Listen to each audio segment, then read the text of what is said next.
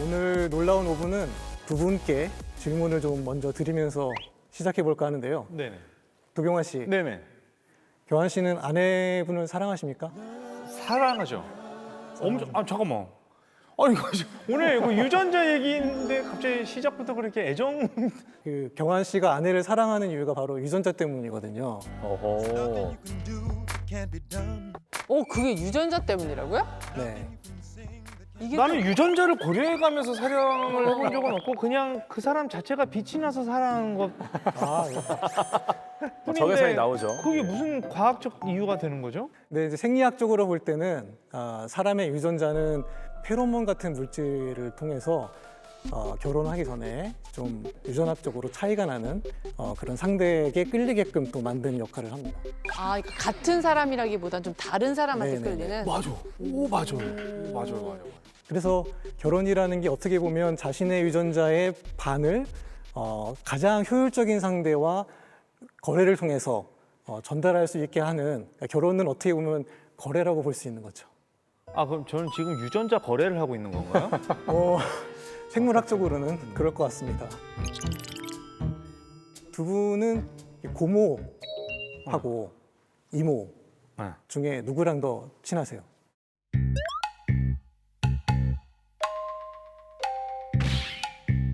이모. 저도요. 예상되는 답변 진짜요? 감사드리고요. 왠지 모르게 외갓집이 더 좋다. 이런 분들이 많으시거든요. 아하. 치킨도 처갓 양념 통닭은 있지 않습니까? 네. 그렇지. 시댁 양념 통닭은 시댁집 없잖아요. 양념 통닭 없어요. 시댁집이 없네. 일단 시댁 양념통닭 너무 불편해. 아니 양념이 맛은 너무 코로 어려워. 들어가는지 입으로 들어가는지 모르겠는데요. 네.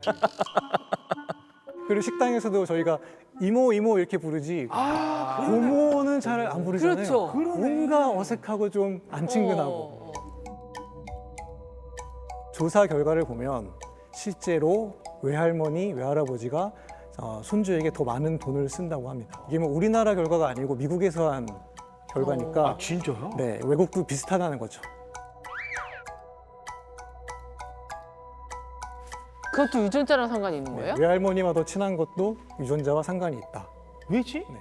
우리 집에서 키우고 있는 이 아이가 내 자식이라고 100% 확신할 수 있는 사람은 이 세상에서 단 한 명뿐입니다. 어머니. 엄마. 자기 배에서 자기가 직접 낳았기 때문에. 그렇죠. 예.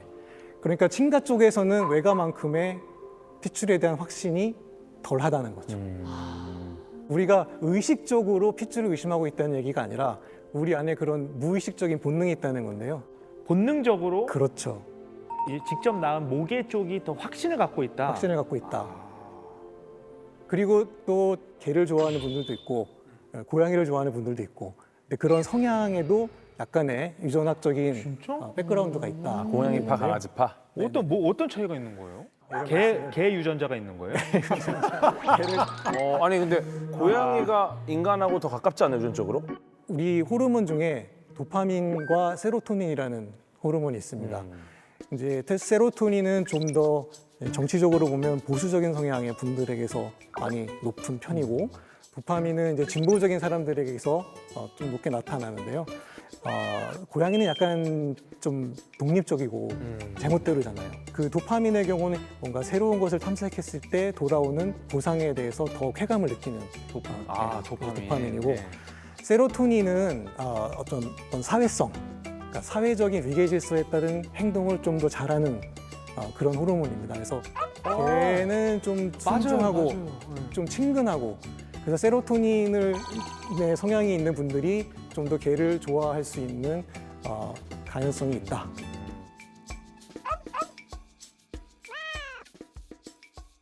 실제 이제 미국에서도 트럼프를 지지했던 주에서 고양이보다 반려견을 가진 경우가 많게 나타납니다. 야 그런 조사 결과도 있구나. 많은 분들이 두 분처럼 유전자가 뭐 이런 것까지 결정해 이런 반문을 하실 수 있으실 것 같은데요. 리처드 도킨스가 쓴 이기적 유전자를 보면 인간은 유전자를 운반하는 생존 기계다 이런 표현을 하거든요. 그래서 사람들은 보통 내 몸속에 유전자가 있으니까 이게 내 유전자고 내가 주인이라고 생각을 하지만 사실 두뇌를 비롯해서 우리 몸의 모든 것은 유전자가 만들어낸 거죠. 그리고 어떤 학자들은 인간의 몸이란 것은 유전자가 한 번 쓰고 버리는 일회용품이다. 이런 표현을 하기까지 합니다. 그래서 유전자는 자기 자신이 번식하는 것 말고는 관심이 없는, 또 인간 세상은 유전자가 지배하고 있는 것일지도 모르겠습니다. 저 같은 사람 입장에서는 진짜 좀 인정할 수가 없는 얘기였어요. 아니 배가 고프면 배고픈 주체가 나지. 아니, 내 그러니까? 유전자가 배가 고픈 거예요. 그러면 유전자가 배가 고팠던 거예요. 그거를 대신 먹어주고 있었던 거예요. 아니 그럼 영화를 봐도 내가 영화를 보는 건데 내 유전자가 본 거야? 유전자가 즐거우려고 대신 봐준 거지. 여행을 가도 내가 여행을 간 아니 건데 얘가 가고 싶어서 간 거라고. 아니 문과 선생님들 이게 맞는 얘기 같습니까? 유전자가 인생을 결정한다는 거에 좀 동의하기 어려워요, 저는. 실제로 그렇지 않은 사례가 있기 때문에 그런데 UC 얼바인의 제임스 펄론 교수라고 네. 이 사람이 신경과학자인데요. 네. 맨날 뇌를 찍다가 자기 뇌를 찍어본 거예요. 그런데 사이코패스 뇌랑 똑같이 생긴 거예요. 어머나. 집에 가서 엄마한테 물어봤더니 우리 조상 중에 진짜 연쇄살인마가 있다는 얘기를 들었어요. 그리고 나서 주변 사람들한테 물어보기 시작했어요. 그랬더니 너 좀 그래. 이런 반응이 나온 거죠. 실제로 공감 능력이 상당히 떨어지고 뭐 예를 들면 친구 결혼식이나 장례식 같은 거는 따분해서 잘 안 가고요.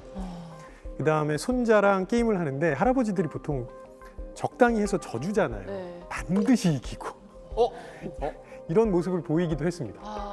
그런데 사이코패스가 되지는 않았죠.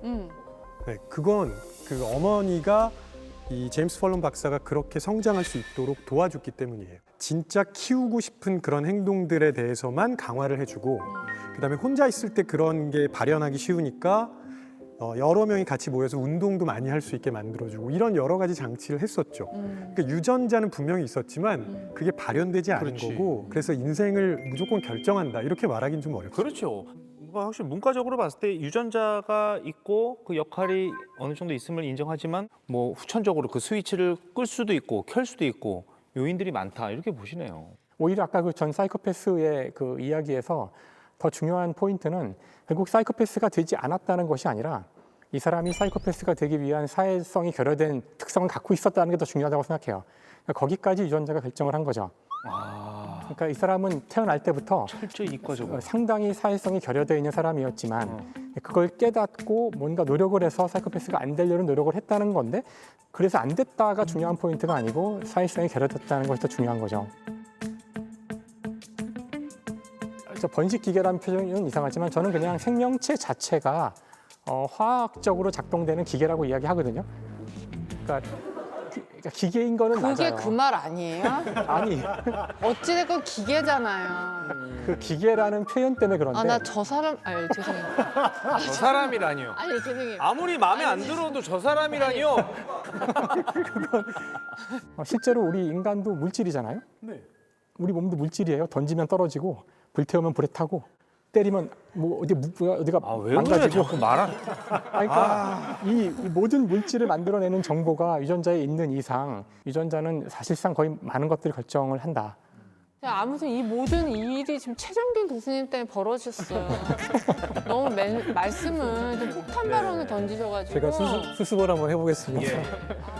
제가 생각하기에는 인간의 그 의지라는 것이 세 가지가 있을 것 같습니다. 유전자의 종속된 의지와 유전자와 독립적인 의지, 그리고 유전자에 반항하는 의지. 이렇게 세 가지가 있을 것 같아요. 그래서 종속된 의지라는 거는 나는 꼭 결혼을 하겠어. 이 남자와 결혼하겠어. 혹은 이 여자와 결혼하겠어. 이런 것들은 분명히 유전자의 영향을 받았을 겁니다.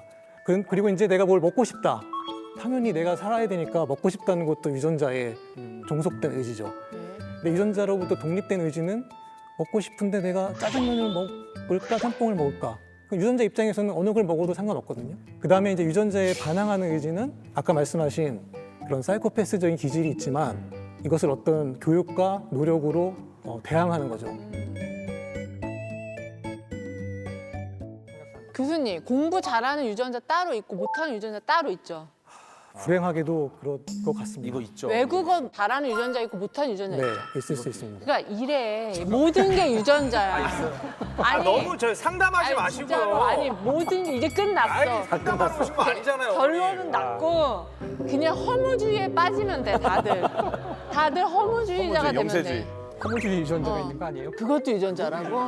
하지 마.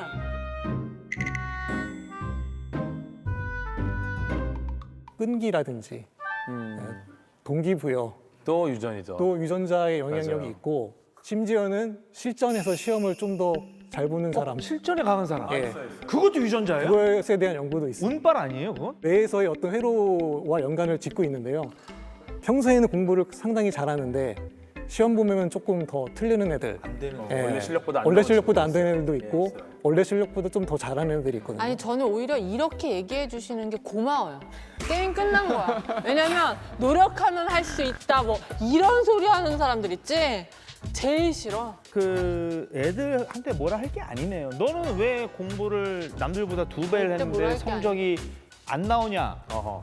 내가 그것밖에 안 되는 그걸 준 거네요, 그러면? 그렇죠. 스스로 탓해야죠. 이 유전자라는 게 우리가 쉽게 볼 그게 아니네요, 진짜. 그러니까 아니 그렇게 안 봤는데 진짜 너무 자기 중심적이고 이기적이네. 그러니까 그래서 이기적인 유전자. 유전자라는 책이 있고. 맞아요. 리차드 도킨스의 책이죠. 이기적 유전자. 너무 유명한 책인데 정말 유전자는 아주 이기적입니다. 정말 뭐 어떤 뭐 다정한 부분이 아니 없어요. 뭐 어떤 의식, 심리 이런 것도 없고 그냥 염기서열 그 자체로만 존재를 하는 거죠. 목적은 단 하나. 나를 퍼뜨려야 된다. 유전자가 이기적이라고 좀 이제 이상하게 느껴지는 표현일 수도 있어요. 근데 저것은 아마 가장 당연한 것 같은 것에 대한 질문에 대한 답을 줄 수 있는데 예를 들어서 왜 우리는 자기 아들과 딸을 사랑하고 이뻐하고 그 아들과 딸을 위해서 그러니까 아이를 위해서 희생할까요? 나와 다른 개체잖아요. 나랑 아무 상관이 없는 개체인데 내가 왜 나왔으니까. 내 새끼니까. 나왔다는 게 왜 중요해요? 아니 교수님 안 중요하세요? 자, 안, 그러니까 혼자 사세요? 그게 아니라 그러니까 이게 중요한 질문이에요. 과학에서 그러니까 정말 태양이 돌고 있을까? 이제 이런 질문을 하는 거잖아요. 네. 왜 땅은 평평한데 평평한 것 같은데 왜 둥글까? 그러니까 왜 우리 인간은 자식을 사랑할까? 이거에 대한 답은 원래 없어요. 그냥 원래 그런 거 아니야? 근데 그게 아니라 왜 사랑하냐면은 유전자가 절반 들어 있으니까.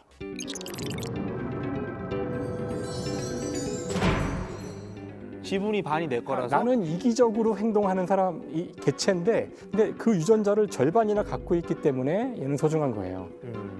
그 이유 때문에 내가 자식을 사랑한다는 거죠. 그러니까 인간은 왜 자식을 사랑하는지를 설명하는 이론이에요.